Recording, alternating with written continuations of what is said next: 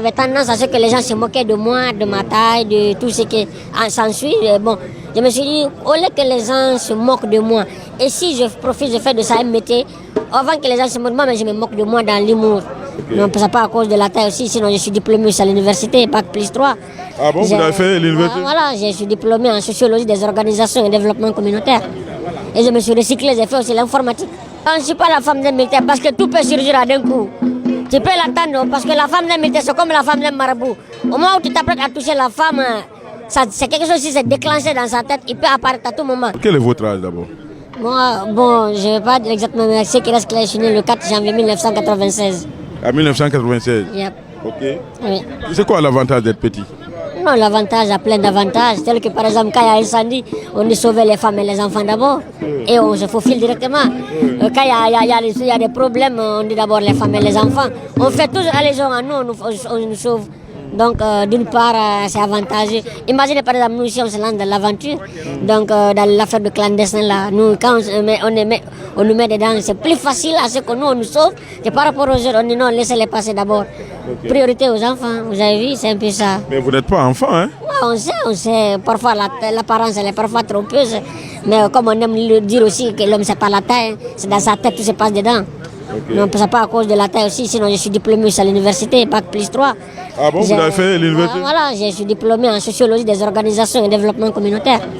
Et je me suis recyclé, j'ai fait aussi l'informatique. Ah, donc l'homme, c'est pas la taille? Voilà, c'est un peu ça. Alors, en fait, pourquoi vous avez décidé de faire de la comédie, de l'humour? Bon, au fait, ça m'est venu à l'idée pendant les interclasses, les organisations interécoles.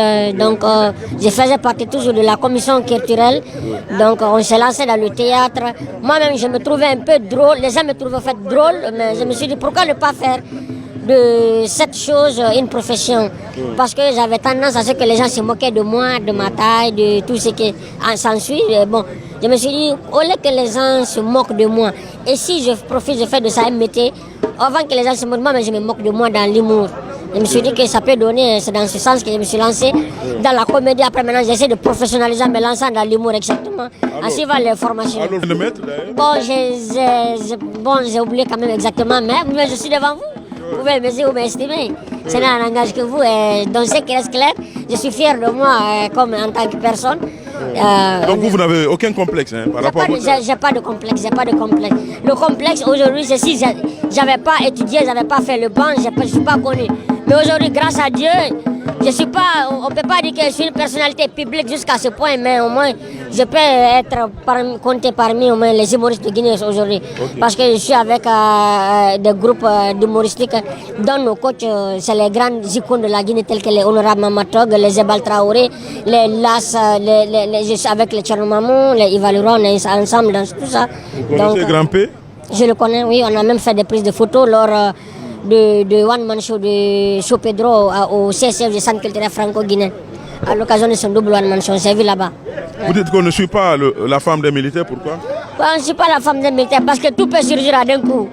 Tu peux l'attendre parce que la femme des militaires, c'est comme la femme d'un marabout. Au moment où tu t'apprêtes à toucher la femme, c'est quelque chose qui s'est déclenché dans sa tête, il peut apparaître à tout moment.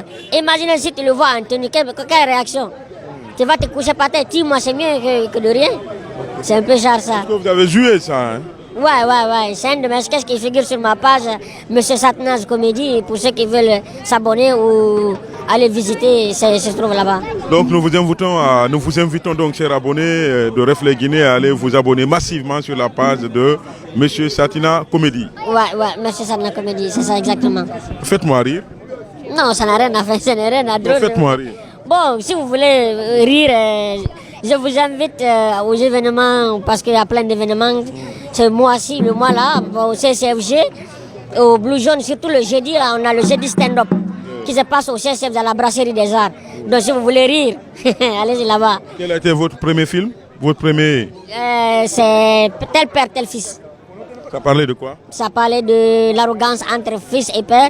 Donc on a à peu près les mêmes comportements. On a tendance à dire que mon fils, il est plus intelligent que son père. Mais on trouve à la longue que je suis plus intelligent que moi-même. Je suis plus bête que mon fils. C'est un peu ça. L'idée, c'est l'inversement de rôle. C'est un peu ça. Donc vous faites en français, hein?